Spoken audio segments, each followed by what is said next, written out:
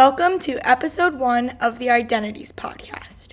I'm your host, Tess Mendelson. On today's show, I have some special guests with me. Before we meet them, let's talk about what today's podcast is about. Today's episode will be exploring the intersectionality of Jewish identities and LGBTQ identities. We will talk about how those identities affect political decisions and leaders. In Richard Grinker's book entitled Nobody's Normal, Grinker explores how culture has impacted the stigma against mental health. Grinker says, "Stigma isn't in our biology, it is in our culture. It is a process we learn from within our communities, and we can change what we teach." For centuries, there have been stigmas associated with the Jewish people. Jews have been characterized as having big noses or being greedy. There also have been many stigmas formed around the LGBTQ community, leaving both of these communities feeling isolated from the rest of society. All of these stigmas are based on what we have learned about social fact. Social fact is the way we construct society based upon how we construct our social relationships. The social relationship between our communities, Jews, and those in the LGBTQ community says a lot about the social facts we have created as a society. I chose to speak with two political leaders who identify as Jewish and gay to talk about how their identities affect their work and their beliefs. My first guest is Joe Vogel. Joe is a Maryland state delegate who just a few days ago announced that he will be running for Congress. Joe has worked for Senator Cory Booker and on President Biden's campaign. He fights for LGBTQ rights, gun violence prevention, reproductive rights, and so much more. It is an honor to speak with you today, Joe. I'm curious about why you decided to run for office.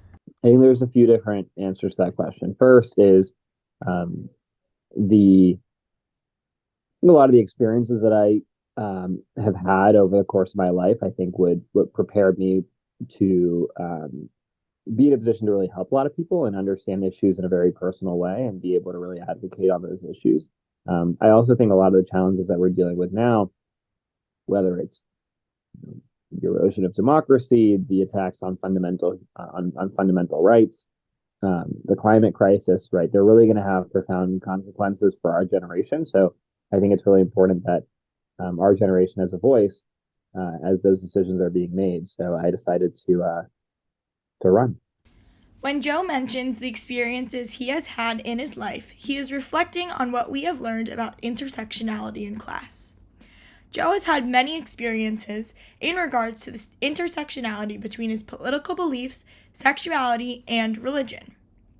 Joe, a lot of your campaign focuses on the fact that you are young. Have you had any challenges because of your age? The biggest challenge is that a lot of people, when I first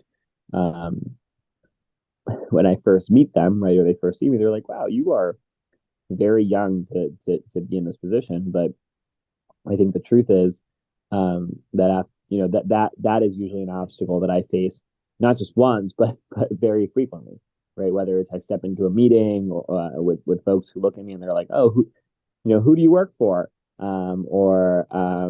Like one time a delegate on the floor thought that when I first had started, thought that I was one of the like the house pages, right? Who are volunteer high schoolers who come there for a week. What Jewish value would you say really guides the work that you do?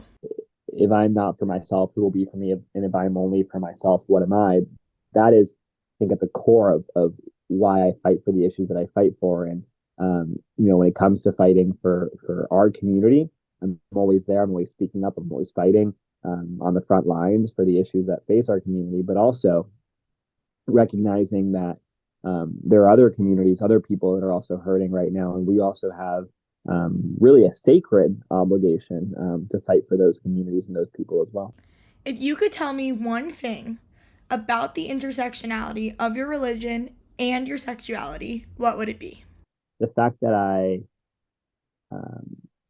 have these different identities, and I think we're specifically focusing on two of them, right? There are times that those groups, right, might not, that the broader community that I'm part, the broader communities that I'm part of, might not necessarily agree on all the issues. So I think I've by the nature of those different identities and by the nature that I've throughout my entire life, right? Usually when I'm when I'm in one community, there's something that makes me a little different. I think that's made me um, a more compassionate, aware, thoughtful person when engaging with others, but also someone that likes to bring people together and even people who I might disagree with on issues, right? Bring them together. I feel like I know how to be like I know how to be a minority in a crowd of people who might all be more the same, right? So that I think has been really, really helpful. That those lived experiences related to my identities have been really, really helpful when it comes to um, building coalitions and really bringing people together. Thank you so much for being on the podcast today, Joe. Let's meet our next guest. Matt Nunsenchuk was the liaison to the American Jewish community in the Obama White House and a member of the National Security Council staff. He has also worked at the Department of State in the Secretary's Office of Religion and Global Affairs, the Department of Homeland Security in the Office of the General Counsel, and the Department of Justice in the Civil Rights Division. Like Joe, Matt is an openly gay and Jewish politician. Matt, thank you for being here today. What would you say it means to be Jewish? I believe in, carrying on the traditions of the Jewish religion, and through my own religious practice. Mostly at the holidays at which most other American Jews are practicing. But then there's the other aspect of my Jewish identity is relating to, my own Jewish values and how I express those values in my One of the Jewish mitzvahs, or good deeds, is to be fruitful and multiply. This explains why some denominations are against homosexuality. Have you ever run into conflicting values as a result of these two identities?